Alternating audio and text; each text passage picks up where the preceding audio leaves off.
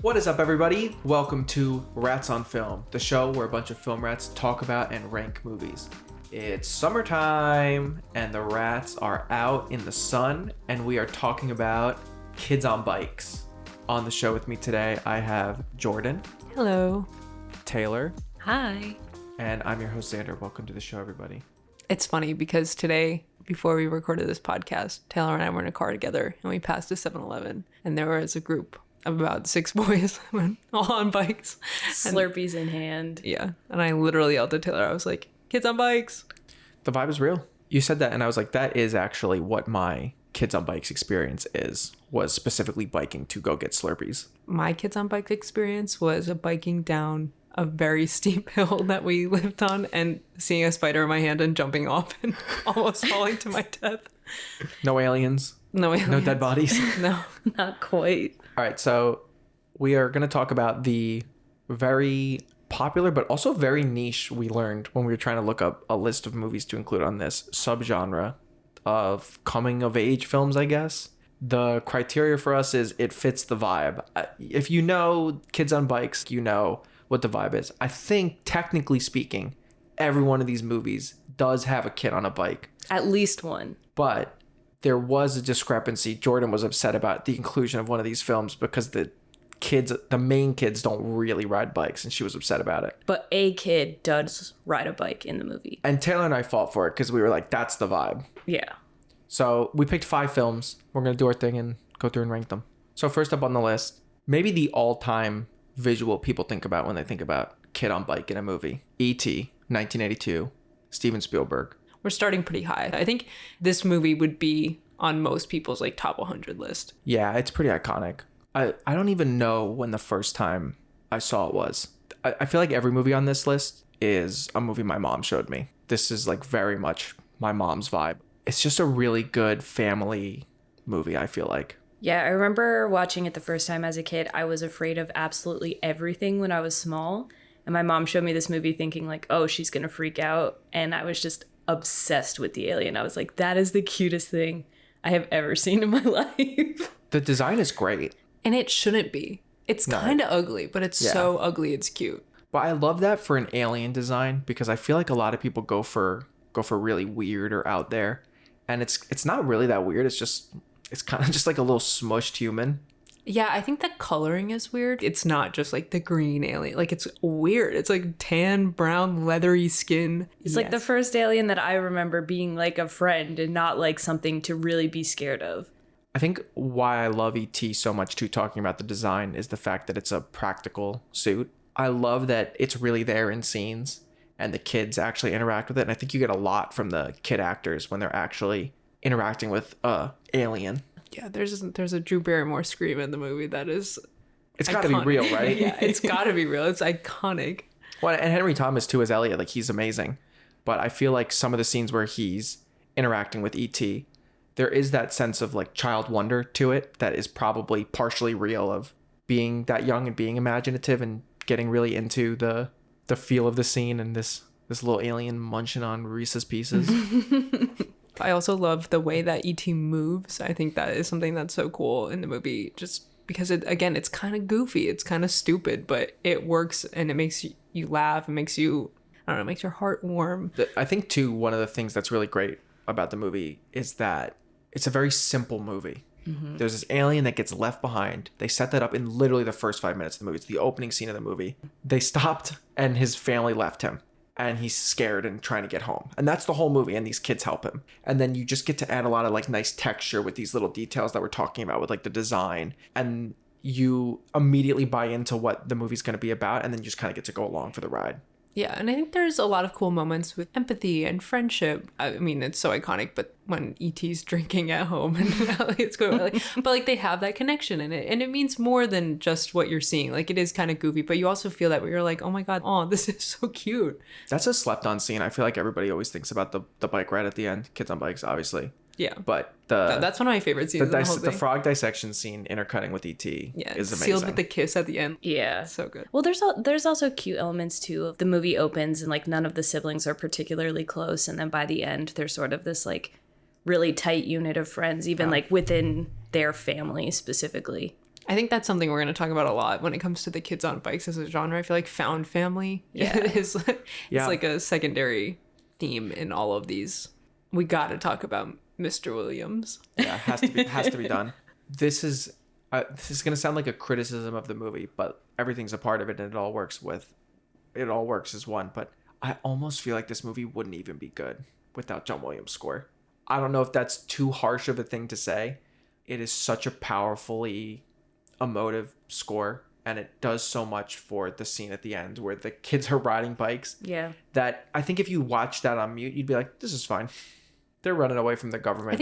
I think that scene specifically, I don't agree with you for the whole movie, but that's fair. I think that scene, the flying theme is maybe one of the best songs ever written. I know you just said that it was like powerfully emotive, but it makes me cry. Yeah. I can just hear that theme and I'm like, Yeah.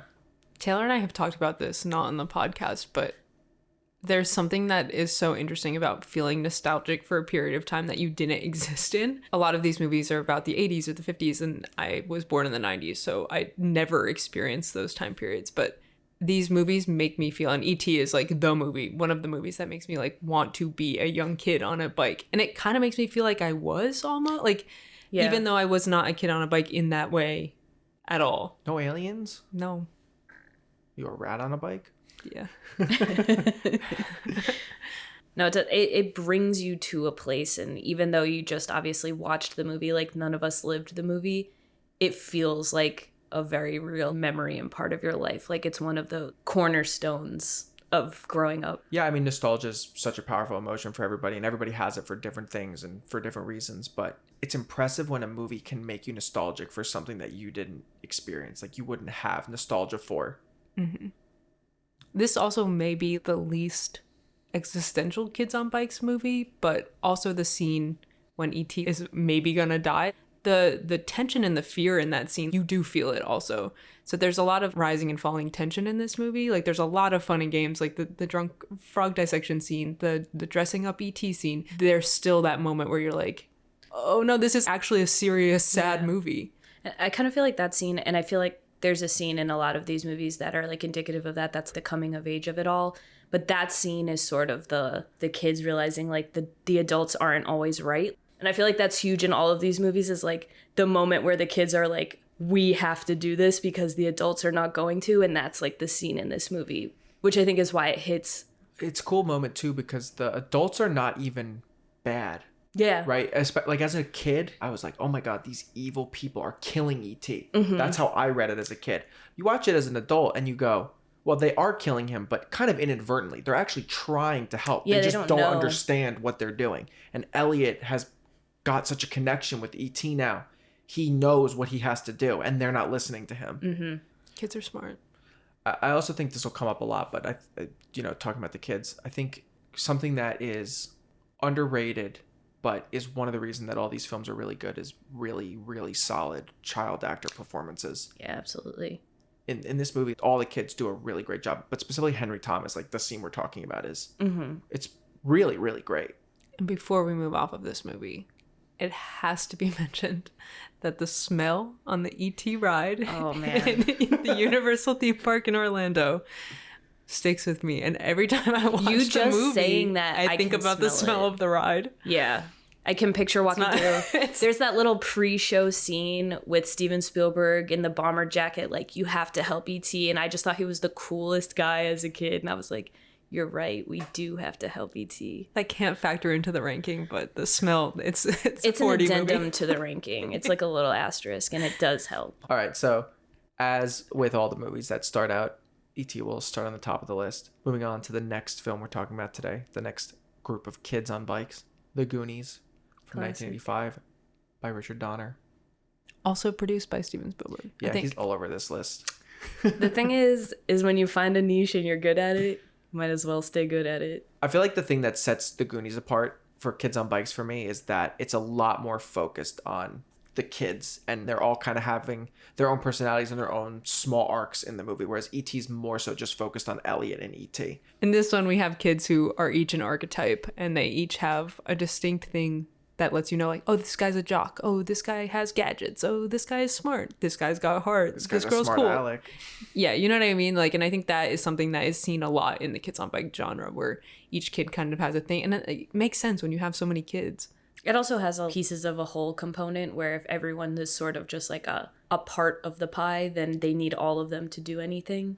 Yeah, I think too, this one, I know we mentioned that it was also produced by Steven Spielberg, but it blends pure kids on bikes with adventure. It's cool to do pirate stuff, but again, going back to the 80s as an era and setting it there and not having it be a period piece, but having those sort of aesthetics, the booby traps, the caves, the waterfalls, like all that kind of stuff is really fun.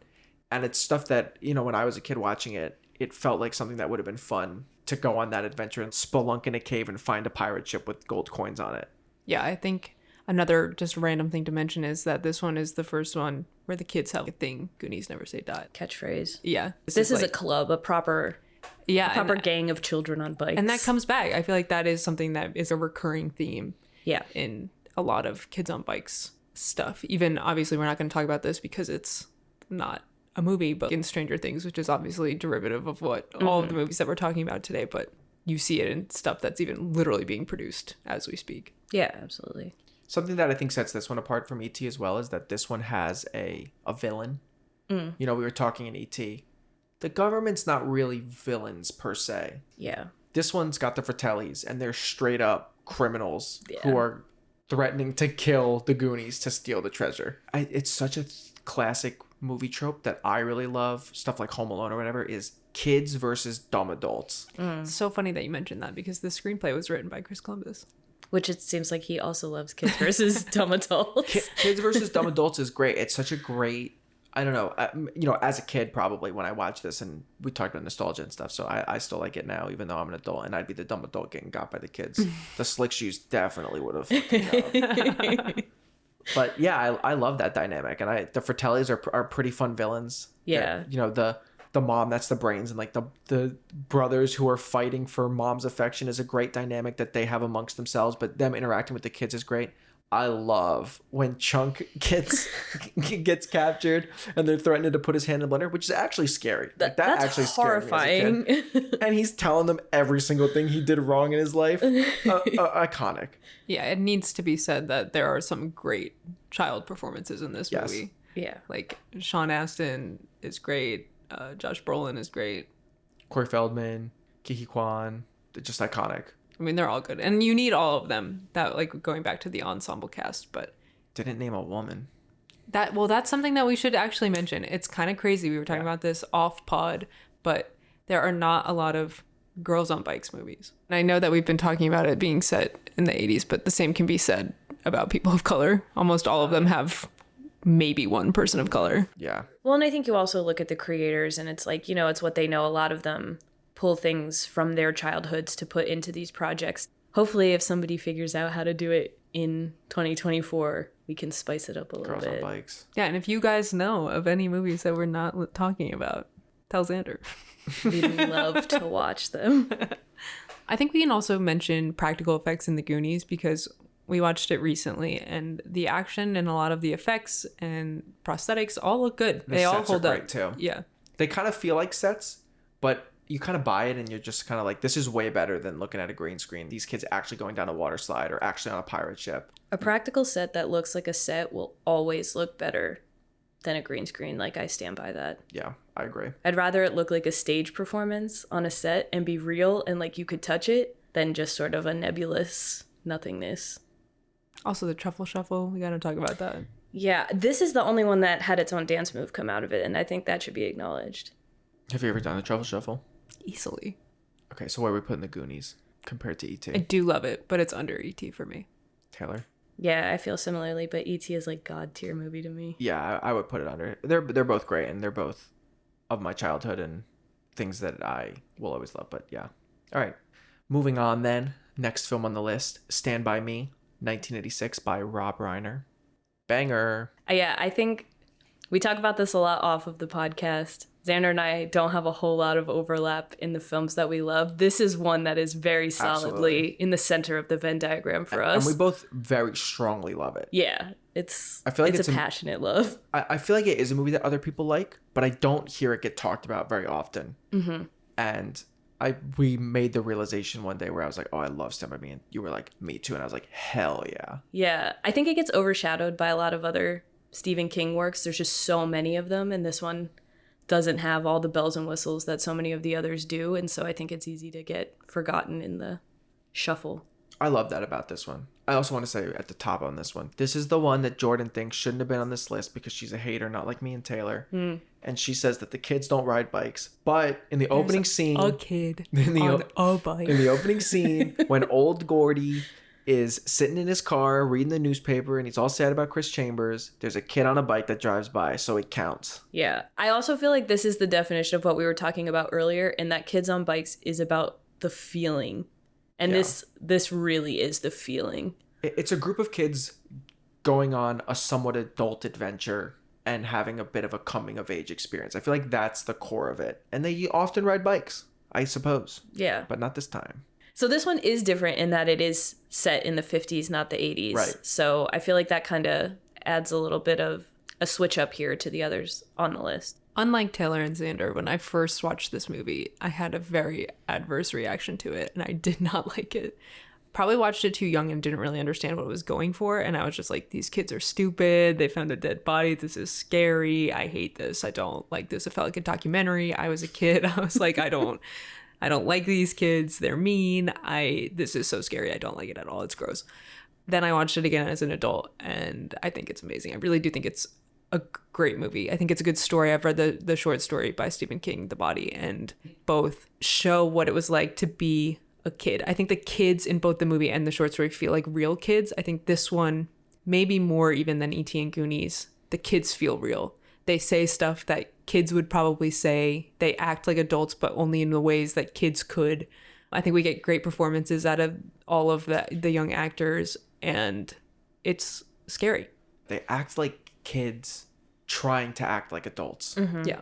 But I think that's why it feels so good is they are kids, but they desperately want to be grown up, and they want to mature because their lives are so shitty and they just want to get out, but they're still kids and they're just emulating what they think will make them adults. So like they swear, they smoke cigarettes, like all these things that they think make them adult, but it really doesn't.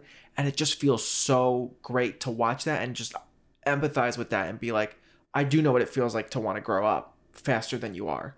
Yeah, I think most people can relate to feeling like an adult when they were a kid and feeling like they had more figured out than they did. But also like having, kind of going back to what Taylor was saying earlier, like also having some points, like they actually know more about the quality of their lives than maybe the adults do in their town.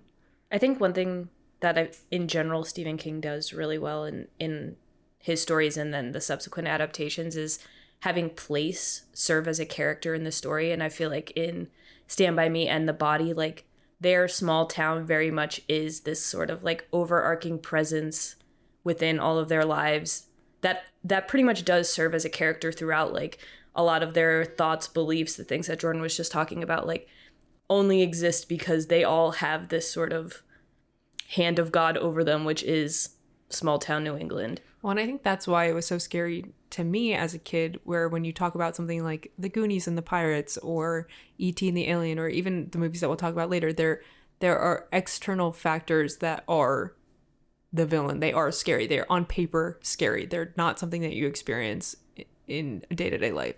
In this one, it's just abuse and death. That's stuff that every person that'll ever walk bullies. the planet is going to face in some way. So maybe that's why it was so like Too real. viscerally scary to me as a child, because it hits you in the face with things that maybe you're not ready to confront. On this list too, for me, I don't know if you agree, I think this is the best child performances of any of the films we're talking about. I think River Phoenix is incredible in this movie. Will Wheaton's great, Corey Feldman's great, Jerry O'Connell's great, and they have such a good dynamic amongst each other. And I love some of the editing. Rob Reiner rules. And I think that he brings a lot to this movie. I think there's a lot of elements working really well. Stephen King's source material, the performances and stuff like that. But some of the small choices that are made by Rob Reiner are also really great. Intercutting conversations of Teddy and Vern arguing about does Mighty Mouse or Superman win in a fight, with Gordy and Chris talking about, like, did you steal the milk money? I know they're not directly intercut, but the juxtaposition of that stuff, where it's this constant reminder, hey, don't forget their kids. They're talking like adults, they're acting like adults, but don't forget their kids. Yeah. That is really, really great. And that is somewhat in the source material, because we've all read this story, and it's actually a very faithful adaptation to the book. Yeah, probably one of the better adaptations. Also, before we wrap up, one thing I want to say is the ending lines of that movie, some of the best ending lines in cinema. Totally to me. agree with you. Like, I think about that all the time, and if I think about it too much, like, I will cry. I think about that line all the time as well. I always think about, I didn't have really great friends when I was a kid. And it's something where I think it hits me maybe because it feels like something I missed. Do you know what I mean? I think that goes back to that, like, nostalgia for something that you didn't experience. And I think these movies, it's so interesting though, in this one specifically, because of the way that the film ends, and he's like, they were my best friends ever, and that was the best life ever got, basically. I mean, I know it's not in this, you guys will probably know the dialogue, but when he's like, I never had friends like I did when I was 12. Yeah. Jesus, does anybody? It's something like that. Yeah. The fact that he's saying that, but then also he's just like, dude got shot in a fast food restaurant or whatever happened. Like, Got it's stabbed like, in the neck. See, I knew you would know. But like that, it's so heartbreaking where you're like, well, you're nostalgic for those times that you didn't experience with like the highs of friends on this mission to find a dead body, but then also life goes on, man. Like, life kind of is so dull sometimes, and we're all gonna die, and it's not gonna be glamorous. And I think the metaphor of the movie are these four young boys literally thinking it's cool and exciting to find a dead body, and they want to beat the bullies to get it, to claim it because it's their town. But like, it's just a race to death. Like, that's so fucking sad and so existential and so macabre and bleh. And probably why I didn't like it as like a young naive child, but I do really like and appreciate it now. It rules. It's one of my favorite movies ever. Yeah. Where are we putting it? This one goes above Goonies but below E.T. for me. Could have stole the words out of my mouth. I would put it above E.T. for me. Wow. Okay. But it's 2 against 1, so it'll go in the second spot. So the current list: E.T. number 1, Stand By Me number 2, Goonies number 3. Next up on the list, Super 8, 2011, directed by J.J. Abrams. Once again, produced by Steven Spielberg. Do you think he was a kid on a bike? I think Steven Spielberg was a kid on a bike. I think he was. I don't think J.J. Abrams was. I think J.J. Abrams was a kid in front of a TV watching all the Kids on the Bikes movies. And you know what? Like same dude. Yeah. Same dude.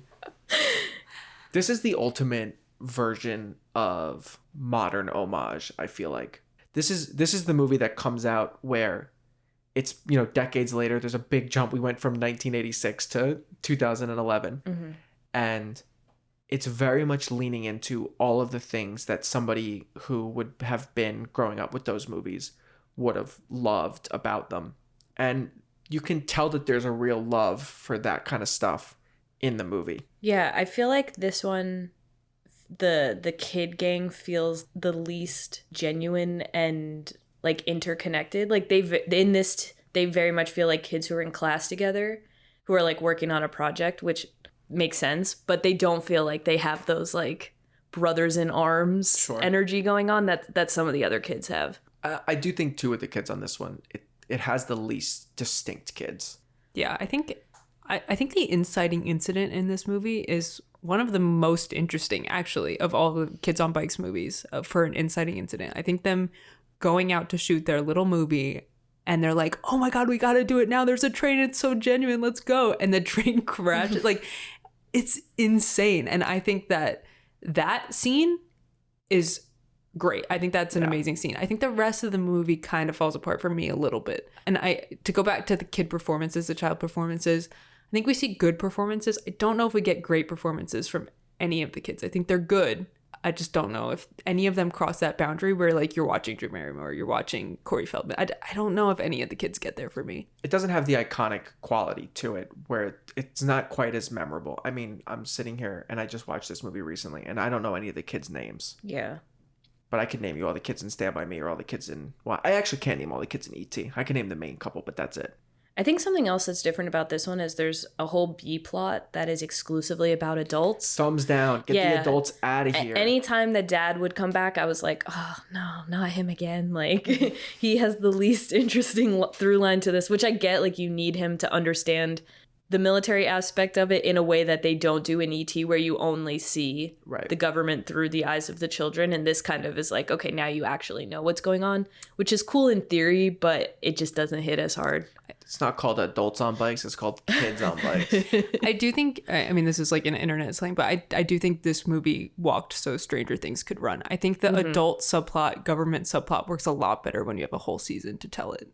Totally. I think it has really good like filmmaking techniques. I mean, tons of lens flares from Mr. Abrams, but I love the lens flare. The charm is not fully there. It doesn't feel as genuine. It feels a bit forced in almost every way. I think it's a fun time while you watch it. And especially for people like us who like the genre, it is something where it feels like somebody is celebrating a genre. Somebody who likes a genre that I like is celebrating a genre. But I do think I'm with you, Jordan. Some of the filmmaking stuff is really good. I like it takes a less is more approach that I think it probably borrows from E.T., where I think some of the filmmaking in the early parts before they show the monster is pretty great. The gas station attack, I think the way that shot is really cool and clever and creative, and it creates something that's scary in your head. It's like a Jaws effect, to reference another Spielberg thing, and that's really intriguing. It's 100% a love letter to Kids on Bikes and a love letter to filmmaking. The kids are quite literally making a film, and I think that is also part of what the story is telling. Like, there's some good gags in it. Like, I know when the car crash happens and Elle Fanning's covered in the fake blood, and she's like, oh no, it's just the makeup that I brought. There's a lot of like those little nods to filmmaking, and I think that is fun too. And it's fun to watch as a person who loves the art of filmmaking. The director shouting production value. Yeah, exactly. That is, if you've ever made a low budget short film or whatever, that's the vibe. And yeah, it is very much a love letter to that, and there's a lot of fun that they have with that. The kids acting adult, you know, they're trying to act like they know how to run a film set and like using all these buzzwords and all these things, but they have no idea what's going on, as you can see, you know, revealed 2 seconds later when everything's falling apart. But it's funny to see kids act like they're grown and they know. And those are some of the more charming scenes, is when they are kind of off in their own little world, just like kids being kids. Bottom. Whoa. I'm just kidding. Where are we going to put Super 8? I mean, I'm not kidding. It is going to be fourth for me. It's going to be the bottom for me as well. Last up on the list, It Chapter 1, 2017. Rounding out the Kids on Bike experience. Directed by Andy Muschietti. I don't know if that's how you pronounce it. I apologize to Mr. Muschietti if that was incorrect. All right, Taylor's got to open this one. Taylor's the resident. She's the it guy. Stand. All right, She's the it rat. This is one of my favorite movies of all time. I feel like this one really nails almost all of the Kids on Bikes tropes in every conceivable way. It's like all of the things that we have talked about for all of these movies combined in one movie. But make it scary. And scary, which is a huge plus for me. And a huge negative for Xander. I'm what we in the business call a scaredy rat. And I do not like horror movies. I exclusively have seen this movie for this episode of the podcast because Taylor is an obvious choice to have on the Kids on Bikes episode. And it was just not possible for me to propose a list for Kids on Bikes and not include it. So then I was like, I guess I have to watch it. And he didn't hate it. Yeah, it's fine. What I will say is I don't think it's that scary. The kids are on their bikes maybe more in this one than in any of the movies we've talked about. They ride their bikes a lot. They do ride their bikes a lot. I think the kid dynamic is really good in this one. Mm-hmm. And, you know, we hyped up Stand By Me. This is also Stephen King, obviously. And you, Jordan, said this when we were watching it, where you were just like, this is basically Stand By Me. But he was like, let's make it 10,000 pages instead of a short story. It's not the same per se, but he's definitely using some of the same tropes. You know, you could say that Teddy is kind of analogous to Richie, and there's certain things like that kind of play in. But the dynamic of all the kids in the Losers Club is pretty solid. I mean, really, I think the first scene in this movie, which may be the scariest scene in the entire movie. Yeah, for sure. But also it sets the tone completely. The fact that, how old are they? They're 12? They're like 12, 13. Yeah, the fact that like a group of 7 12-year-olds have to figure this out and no adult is even taking the time to think about the fact that maybe there's like a murder, Like a serial killer. yeah, like a trend or like a pattern. Something strange is afoot. Perfect place for a murderous clown to land and snatch kids. For me, I think when I compare this to the other ones, because we're ranking against the other Kids on Bikes films, I think that the initial setup of this one is actually really awesome. And, you know, we've talked about Stranger Things a couple times on the show today, but it's that there's this group of kids, there's this evil entity, and these kids are the ones who are gonna stop it. Mm-hmm. And I love that because, again, going back to, it's not the dynamic of kids versus dumb adult, but you always root for the kids in that, and it's like you root for the kids in this as well. Kids against evil clown, you're like, fuck that clown. Mm-hmm. Where I think this one loses me a little bit compared to some of the other ones, and this is a Stephen King thing, I guess, because of some of his other stuff, is I feel he overcomplicates stuff too much. I'm good on demon clown eating kids in the sewers.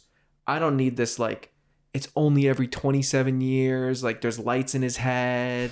All that kind of stuff, it takes me out of it personally. Whereas like I prefer just the kids versus the clown. I mean, because it's like 1,400 pages. Yeah. Too many. They gotta get it. What I will say also is in the book, it's told more in the narrative style of the sequel in that it flashes back and forth. I do think as far as part 1, part 2 things go, a lot of those are not super successful at feeling like individual movies. I think this does feel like an ending. I have seen the second part, and I actually think that's something that makes this one more successful than the other one, is that it does feel like a standalone movie. I mean, it's similar to Stand By Me. Obviously, we were saying like the same guy wrote it, but these kids are all dealing with their own lives. They're bullies and their home life trauma. And then One guy killed his brother. I'm not entertaining that. He did not. All of the kids are experiencing some sort of home life trauma. Their brother died. Their mom is a hypochondriac. Their dad is abusive. Like something is happening at home. They all have these things, and like it's manifested kind of through Pennywise, where you're like, oh, Pennywise is like the common goal that they all aim to defeat. Mm-hmm. And I think that's something that makes this one more interesting, but also more frustrating. When you watch it, you're like, yeah, I'm on the side of the kids because you want them to defeat the villain Pennywise.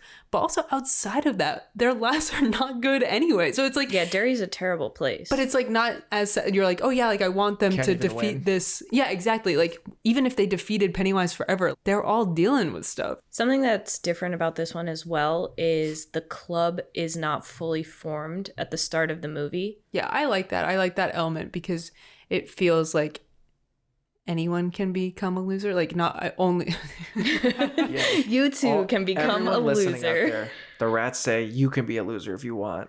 I think one of the things that sets it chapter 1 apart from me too is that I think in a lot of the other ones, the groups, the clubs, whatever you want to call them, kind of service to be an escape from the trauma of life, and it's like this safe place. And that's true of the Losers Club before Pennywise shows up. And then it's a combination of an escape from the trauma, but also this shared trauma. And I like the power of the friendship. I feel like my favorite moment in the movie is the end where Pennywise is like, I'll just kill Bill. You guys can all walk away and I'll leave you alone. And Richie has his little monologue where he basically goes, hey, Bill, you ruined my life, but I'll kill this clown for you. That's a really great moment. And, you know, all the kids join in where they all had shitty lives, like we've been saying. But then Bill kind of dragged them on this adventure that made their lives even shittier, but it bonded them as friends rather than splitting them up as friends. And that is kind of a cool dynamic. Yeah, definitely. And something worth mentioning is how we were talking about earlier, how Goonies has adventure elements. This one definitely obviously has horror elements. It is a horror movie, and it's one of the highest grossing horror movies of all time. So clearly it resonated with audiences. And I mean, that is something alone that sets this one apart from the others that we're talking about. Where do you guys want to put it? Chapter 1. For me personally, it goes in a 4th. right above Super 8. Yeah, I would agree with that. For me, it's number 2. Number 2 after E.T. Yeah, E.T. Then It. So it's got to move to 3. Is that the way that would work? That's fine. We can go 2 above the Goonies. Yeah, I think that's fair. All right. So the Rats on Film official ranking for Kids on Bikes. Starting from the bottom, Super 8, The Goonies, It Chapter 1, Stand By Me, and The Big Cheese, E.T. The Extra-Terrestrial. And it needs to be reiterated. All of these movies are great. I love all of these movies. Yeah, there were no misses on this list for me. You're comparing great movies to great movies, and it's always a fun time to talk about them. Good summer vibes. Yeah. It's hot. Have a good summer, Yeah, guys. happy summer. Go ride some happy bikes. summer. Kill a demon clown. Find Get a a Slurpee. dead body. Save an alien. Yeah. Go for a ride with a little freak in your basket. Get some treasure. And And save the world. and watch some movies. Thanks so much for listening to Rats on Film, everybody. Please follow us on Letterboxd and Instagram, Rats on Film Pod. We'll post this list and all the future lists that we make on there. And you can let us know what you think of our rankings of the Kids on Bikes. Follow us on Apple Podcasts, Spotify, YouTube. The podcasts all get posted on there. Tell a friend about the show where we talk about and rank movies like Little Rats. And we'll be back in the future to talk about more movies. Happy summer, everybody. Happy summer. Bye.